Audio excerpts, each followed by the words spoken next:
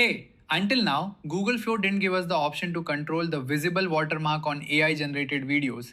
But now, Google has added a new setting for it. So here's how you can check it. First, log into Google Flow.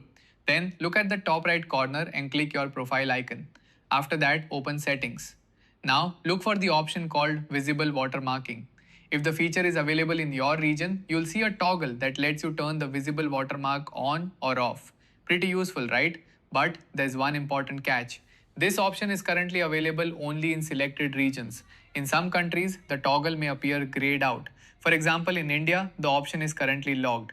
That means you can see the setting, but you can't turn the watermark on or off. Google displays this message.